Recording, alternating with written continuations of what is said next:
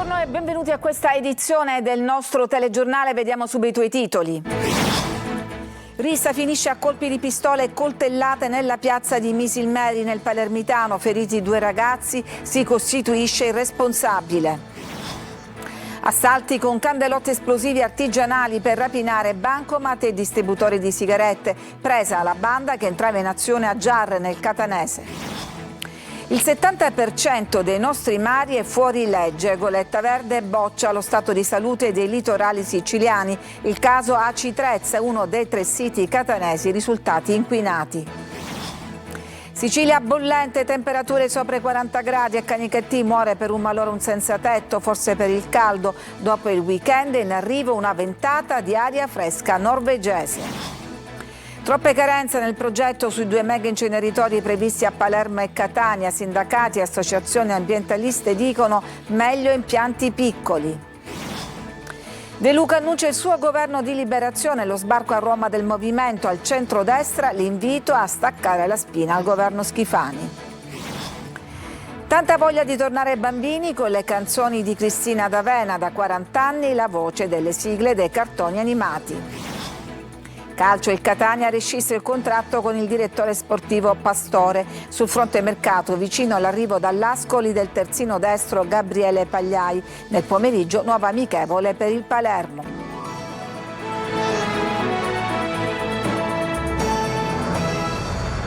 Spari e coltellate dopo una rissa fra giovani in piazza a Misilmeri nel Palermitano. 2 persone ferite, il responsabile si è costituito qualche ora dopo. Marco Gullà. Si è costituito nella notte il 24enne ritenuto responsabile del ferimento a colpi d'arma da fuoco di un 26enne al culmine di una rissa scoppiata in piazza Fontana Nuova a Misilmeri nel Palermitano. Si tratta di Giovanni Scafidi, che si è presentato spontaneamente in caserma ed è stato sottoposto a fermo con l'accusa di tentato omicidio. Secondo la ricostruzione dei carabinieri avrebbe esploso 3 colpi di pistola contro Vincenzo Freschi, raggiungendolo alla mandibola. Il 26enne è ricoverato all'ospedale Bucchieri La Ferla e secondo quanto emerso non sarebbe in pericolo di vita. Nella stessa rissa un'altra persona è rimasta ferita da una coltellata ed è stata trasportata in ospedale. Per tutta la notte i carabinieri hanno lavorato nella piazza, transennando l'aria ed effettuando i rilievi con il supporto della scientifica, ascoltati i testimoni e familiari dei giovani coinvolti, mentre sono state acquisite le immagini dei sistemi di videosorveglianza per ricostruire l'esatta dinamica dei fatti e chiarire le cause che hanno scatenato la violenta rissa. Sull'omicidio di ieri nel quartiere Bonagia a Palermo, ancora oscuro il movente che ha portato il 23enne Giovanni Bruno Madonia ad accoltellare a morte il pensionato Vito Petrigno. L'assassino avrebbe spiegato di non essere stato lucido, sostenendo di aver assunto cocaina e alcol e di sentirsi ancora confuso. Per questo sarà risentito nei prossimi giorni alla presenza del suo avvocato. Con candelotti di esplosivo artigianale assaltavano postamat e distributori di sigarette. La banda agiva nella zona di Giarre in provincia di Catania. Sentiamo Orazio Longo.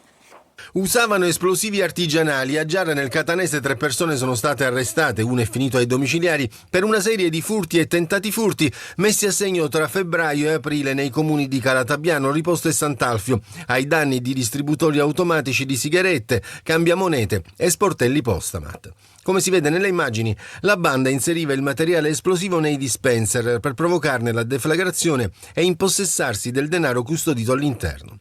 Secondo la ricostruzione accusatoria, gli indagati avrebbero utilizzato ordigni rudimentali simili a candelotti. La natura artigianale degli esplosivi, ritenuti particolarmente instabili e sensibili a urti, sbalzi termici e luce, avrebbe determinato un concreto pericolo per la pubblica incolumità, tanto che, per la messa in sicurezza e il sequestro degli ordigni, è stato necessario in ogni episodio l'intervento del personale specializzato degli artificieri del Comando Provinciale dei Carabinieri di Catania. Tra le aggravanti contestate figurano anche il travisamento, la violenza sulle cose, l'aver preso di mira beni destinati a un pubblico servizio e l'aver agito in condizioni tali da ostacolare la pubblica difesa. Agli indagati vengono inoltre contestati la ricettazione dell'auto utilizzata per delinquere e i tentati assalti agli uffici postali di Macchia di Giarre e Carruba di Riposto del 21 febbraio. Cambiamo argomento, mare cristallino ma solo in apparenza. Goletta Verde di Legambiente, fotografo, lo stato di salute dei litorali siciliani e i dati non sono incoraggianti. Siamo stati ad Aci Trezza, uno dei 3 siti catanesi risultati inquinati. Emanuela Corsi. Un mare cristallino solo in apparenza. Secondo il report di Goletta Verde di Legambiente, le acque siciliane non godono di ottima salute. Sui 23 punti campionati dai tecnici dell'associazione in 6 province dell'isola, il 70% è risultato oltre i limiti di legge. Le criticità toccano quasi tutti i litorali, ma la maglia nera spetta a Palermo, con 5 punti risultati inquinati. A Catania sono 3 i siti fortemente inquinati: alla Playa, in contrada Pantano d'Arci, a Mascali, alla foce del torrente Macchia nella frazione di Sant'Anna e sul lungomare Galatea ad Acitrezza. Questo è uno dei luoghi più suggestivi del litorale catanese. Secondo Goletta Verde questo è uno dei punti più inquinati della provincia di Catania. Questo specchio di mare dove il mito si fonde con la natura è diventato il simbolo di questa emergenza perché risulta oltre i limiti dal 2020. Qui i volontari hanno srotolato uno striscione che vergogna. Purtroppo i lavori e le opere di collettamento che dovrebbero portare il carico fognario di tutto l'agglomerato di Acitrezza, Cicastelle e quant'altro a Pantano d'Arci vanno troppo a rilento. Dal 2017 sono iniziati questi lavori, ma non si vede quando dovranno finire.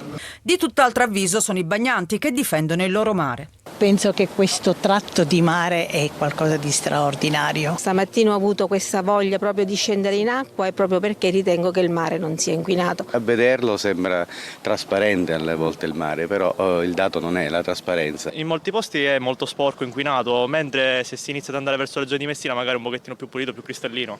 Tra le criticità segnalate dai volontari di Legambiente anche la mancanza di cartelli. Nel 43% dei siti inquinati mancano i divieti di balneazione. E quindi cerchiamo con attenzione in quali acque cercare refrigerio dal caldo che ancora per qualche giorno soffocherà l'isola. Sentiamo il servizio di Davide Sardo. La Sicilia è stretta nella morsa del caldo estremo, temperature oltre i 40 gradi, bollino rosso in tutta l'isola e un'ondata africana che sta mettendo a dura prova persone, territorio e servizi di soccorso.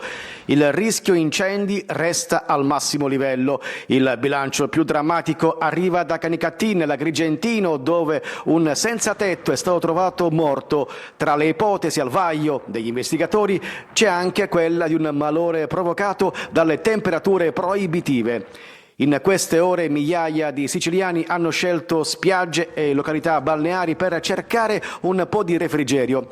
Il mare è diventato il rifugio contro l'afa, mentre città e centri urbani si svuotano nelle ore più calde della giornata. L'afa alimenta gli incendi anche se spesso dietro le fiamme c'è una manina dolosa. A Palermo un uomo è stato sorpreso mentre appiccava il fuoco alle serpaglie in un'area verde dello Zen, utilizzando un pezzo di cartone come innesco. Numerosi roghi sono ancora attivi nel Palermitano, nel Ragusano, nel Siracusano e in provincia di Caltanissetta. In azione Canadair ed elicotteri a supporto delle squadre a terra. Le fiamme, alimentate dal caldo estremo e dal vento, stanno minacciando aree rurali, in alcuni casi anche la viabilità. Una buona notizia però arriva dalle previsioni. Dalla prossima settimana è atteso un graduale calo delle temperature con l'arrivo di correnti più fresche dalla Norvegia che dovrebbero concedere una tregua alla Sicilia dopo giorni di caldo eccezionale. Associazioni ambientaliste e sindacati insieme per denunciare le lacune nei progetti di realizzazione dei 2 mega inceneritori previsti dal governo regionale a Palermo e Catania. Meglio impianti piccoli, dicono. Sentiamo Orazio Longo. Li chiamano impianti salasso perché dalla loro costruzione non diminuirà, dicono, la spesa per il cittadino e non verranno eliminate le discariche abusive. Le associazioni ambientaliste e sindacali siciliane denunciano una serie di criticità nei progetti per la realizzazione dei 2 mega inceneritori di Palermo e Catania. Chiedono la rivisitazione integrale e l'avvio di una inchiesta pubblica. Secondo le osservazioni tecniche depositate, vi sarebbero carenze che vanno dallo smog non calcolato alla gestione misteriosa dei rifiuti pericolosi, fino al rischio di bloccare per sempre la raccolta differenziata nell'isola, denunciano le associazioni Zero Waste Sicilia, Legambiente e WWF, che assieme alla CGIL hanno organizzato un incontro pubblico a Catania. Si pensa di bruciare il rifiuto stesso senza produrre nessun tipo di risultato positivo e quindi per questo noi diciamo da un lato che bisogna dire no a questa gestione scriteriata a partire dall'idea di fare questi 2 megaprogetti che non si capisce come poi alimentarli e dall'altro provare provare a fare invece una vera riforma dei rifiuti. Impianti, dicono, nati prima nelle stanze romane ma che risultano lacunosi. Un'altra via, quella tracciata dalle associazioni ambientaliste e sindacali. La nostra proposta è quella che noi abbiamo bisogno di fare territorio per territorio, piccole impiantistiche che possano davvero incentivare il riciclo, il riuso. Pensate di fare 2 mega inceneritori, portare i rifiuti da Ispica a Messina, da Messina a Cefalù sul Palermitano, nella condizione anche della nostra viabilità, già questo crea dei costi davvero enormi. E intanto i rifiuti continuano ad essere lasciati per strada, come avviene in questa discarica a cielo aperto al villaggio Sabbione, vicino alla spiaggia di Agnone Bagni. Francesco Aloi. Per raccogliere tutto serviranno ore e ore di lavoro, con ruspe e cassoni da riempire. Questo scempio si trova a qualche minuto dalla spiaggia di Agnone Bagni ad Augusta. Siamo nella strada che collega la provinciale al villaggio Sabbione. In alcuni tratti diventa difficile anche percorrerla in auto e poi, dato non da poco, è che ci sono le telecamere, ma gli sporcaccioni non si intimoriscono. Comunque il comune di Augusta deve passare porta a porta perché la gente paga la spazzatura. Visto che non passa porta a porta si butta qua. Ci sono topi, cani, eccetera eccetera. Secondo lei perché gettano i rifiuti qui? Ma guardi, non glielo so dire, secondo me, è per comodità propria o per negligenza. Più che di montagna, qui possiamo parlare di catena montuosa, di rifiuti. Ce n'è per tutti i gusti, si fa per dire, dai materassi ai copertoni, passando per i pezzi di mobili. E poi c'è anche chi, con queste giornate calde, ne ha approfittato per appiccare il fuoco. È una vergogna, ma tanto non è stato sempre così. E sempre sarà così. Quindi è rassegnata? Sì. Chi frequenta la zona, molto vissuta soprattutto in questo periodo, chiede che si faccia qualcosa. Prima di tutto ripulendo la strada e poi controlli su controlli.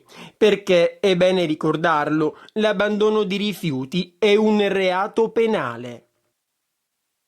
Un pensionato di 76 anni è morto schiacciato dal trattore nelle campagne di Villafranca Sicula. Siamo in provincia di Agrigento. L'uomo si trovava alla guida del cingolato che si è ribaltato precipitando in un vallone profondo 3 metri. Cateno De Luca annuncia il suo governo di liberazione. Lo sbarco a Roma del movimento al centrodestra lancia l'invito a staccare la spina al governo Schifani. Sentiamo Maglio Viola. Staccare la spina al governo Schifani, che non ha messo in campo neanche una riforma, è la provocazione di Cateno De Luca dal palco del Teatro Politeama, dal quale ha lanciato oggi la parte cruciale della sua campagna elettorale verso le elezioni del 2027 in Sicilia. La convention per il governo di liberazione ha riempito il teatro, lasciando anche gente fuori. Il sindaco di Taormina, Mattatore, ne ha per tutti. Dopo l'affondo al governatore, lancia una stoccata al suo ex compagno di viaggio Ismaele Lavardera, eletto con lui poi andato via. Siamo stanchi di essere trattati come un taxi da chi non ha amministrato mai neanche un condominio. Il messaggio è sempre lo stesso: Sud chiama Nord e non si alleerà con nessuno, né a destra né a sinistra, anche se sotto il palco ci sono gli uomini e le donne di tutti i partiti, persino il presidente dell'Ars Gaetano Galvagno, che lo definisce un nemico, e l'ex presidente Gianfranco Miccichè, che vuole valutare il cavallo De Luca. Cateno vuole essere invece l'ago della bilancia e alza i toni della sfida. Siamo il primo partito nell'isola con il 20%, ma ad ottobre sbarcheremo anche a Roma, annuncia, per costruire un movimento di ispirazione sturziana, meridionalista e autonomista che conti abbastanza da sedersi ai tavoli romani, perché è lì che si gioca la partita, visto che Palermo ha passato il testimone. Per traffico di droga, detenzione di armi e tentate lesioni, 10 persone sono state iscritte nel registro degli indagati. Le indagini sono iniziate la notte di Capodanno ad Agrigento, quando un 28enne ha tentato di sparare a un rivale, ma per fortuna la pistola si è inceppata 2 volte. Nel blitz è stato sequestrato più di 1,5 kg di stupefacenti. Teneva 13 granate da mortaio, 2000 munizioni e pezzi per mitragliatrice. I carabinieri hanno arrestato a Mistretta, in provincia di Messina, un uomo accusato di detenzione illegale di munizioni ed esplosivi da guerra. Li nascondeva in un terreno in un suo casolare di campagna. Sono già iniziate e si concluderanno domani le celebrazioni per il 34esimo anniversario della strage di Via D'Amelio. Anche quest'anno non mancano le polemiche. Maglio Viola. Tutto pronto per le celebrazioni del 34esimo anniversario della strage di Via D'Amelio, costata la vita al giudice Paolo Borsellino e a 5 agenti della scorta. Venerdì il magistrato è stato ricordato dall'ANM e ieri sera a Palermo anche la segretaria del PD Elis Klein. La battaglia contro la mafia non è soltanto quella repressiva in cui dobbiamo sostenere il lavoro encomiabile che fanno ogni giorno magistrati e forze dell'ordine, è anche una grande battaglia culturale. Domenica si comincia alle 10 al Parco Pier Santi Mattarella con un microfono aperto alla società civile con Giuseppe Conte, che ha già parlato di un arretramento della lotta alla mafia segnalato dagli inquirenti per effetto delle ultime riforme. Poco dopo alla caserma Lungaro sarà deposta una corona di fiori davanti alla lapide che ricorda i caduti della polizia. In Via D'Amelio gli interventi dei familiari e il clou della 3 giorni delle agende rosse, oltre al minuto di silenzio nell'ora esatta della strage, le 16:58. In contemporanea, ma dalla parte opposta della città, dibattito promosso dai gruppi parlamentari di Fratelli d'Italia con la presenza della presidente dell'antimafia Chiara Colosimo, di Carolina Varchi e Raul Russo. Proprio la commissione antimafia è stata al centro di un attacco dell'eurodeputato Leoluca Orlando, che parla di depistaggi istituzionali proprio su Borsellino, riferendosi ai lavori dell'antimafia. Poi alle 20 la tradizionale fiaccolata della memoria organizzata dal Forum 19 luglio dai giovani di destra, alla quale è annunciata la partecipazione di Arianna Meloni. Ci fermiamo, c'è adesso una pausa e poi torniamo per fare un viaggio fra le sigle dei cartoni animati con la mitica Cristina D'Avena. A tra poco.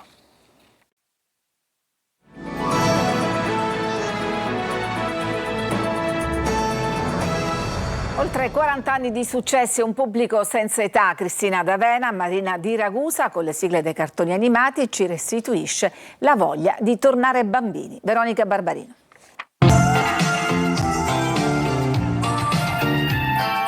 Bastano poche note di Mila e Shiro e il tempo sembra tornare indietro, facendo partire un coro sulle sigle dei cartoni animati che hanno accompagnato l'infanzia di milioni di italiani.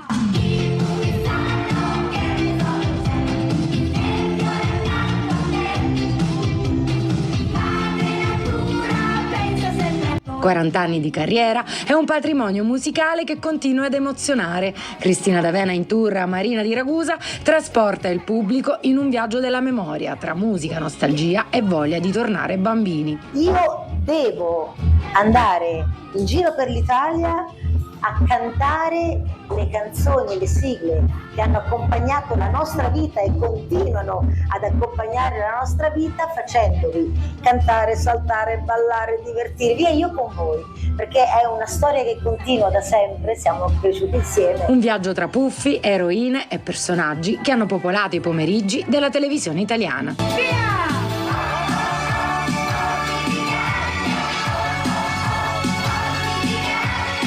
Occhi di gatto non può mancare, perché se non cioè, dall'inizio me la chiedono, dico ragazzi un attimo, ho tutta la scaletta, no, Occhi di gatto, quindi non può mancare. La mia sigla del cuore è sicuramente Chi Smilicia, perché vabbè, insomma, perché sono stata anche la Licia, no? Perché alcune canzoni non appartengono solo a un cartone animato, ma ai ricordi di un'intera generazione. È quasi magia. Jennifer Lopez è stata la protagonista del party di Dolce & Gabbana per la chiusura dell'alta moda all'Isola Bella di Taormina. La popstar americana si è esibita sulle note di alcuni dei suoi più grandi successi, tra cui Let's Get Loud, Waiting for Tonight, ma ha anche omaggiato l'Italia con Il cielo in una stanza di Gino Paoli, cantata in italiano. Per la performance Jennifer Lopez ha sfoggiato 4 differenti look e dopo la serata ha ringraziato i 2 stilisti con un post sul suo profilo Instagram da oltre 240 milioni di follower, una notte che non dimenticherò mai, ha detto. Ci fermiamo, c'è adesso una pausa, torniamo con la pagina sportiva per parlare della cura dimagrante del Catania, mentre per il Palermo è prevista nel pomeriggio una nuova amichevole. A tra poco.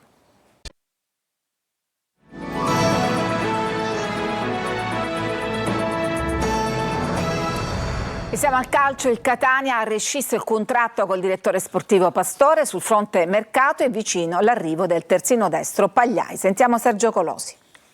Prosegue la cura dimagrante del Catania, che ha ufficializzato la risoluzione consensuale del contratto con il direttore sportivo Ivano Pastore, augurando al dirigente le migliori fortune personali e professionali. Le ultime cessioni hanno interessato Michele al Novara e Frisenna al Cittadella, ma rimangono in uscita Stoppa, Carnielutti, Luperini e Forsedini. Partenze che consentiranno, insieme a quelle già avvenute, di alleggerire il monte ingaggi e procedere con nuovi acquisti. Il prossimo, dopo i giovani Miai e De Falco, sarà il terzino destro Gabriele Pagliai, 24 anni dall'Ascoli, ex Picerno, dove è stato valorizzato dal tecnico Longo. Pagliai, che ritrova anche il difensore Allegretto, è stato preferito a Todisco, che potrebbe firmare con la Virtus Entella, che giocherà in Serie B. Il club rossazzurro ha perso per strada altri obiettivi: Vinicius a Ravenna, Rizzo Pinna al Brescia, Mazzocchi vicino allo Spezia. C'è invece un ritorno di fiamma per Capomaggio, che non rientra nei piani tattici della Salernitana di Cosmi.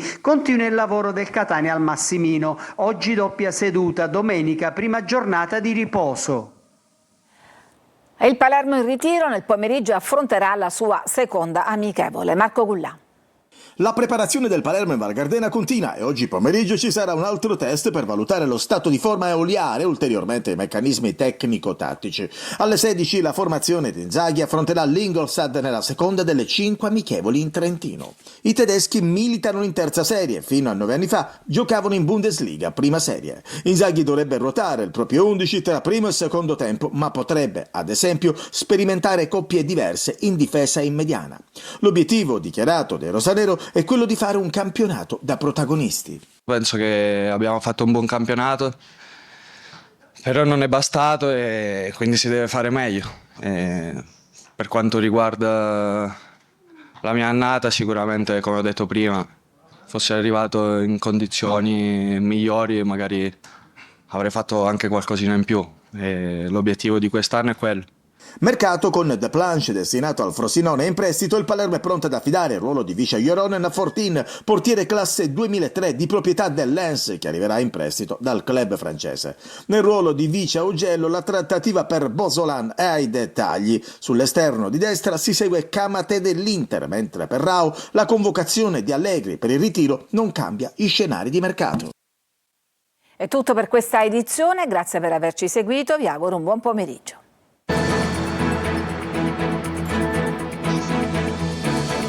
Entra nel mondo dell'informazione con l'app Sicilia Web.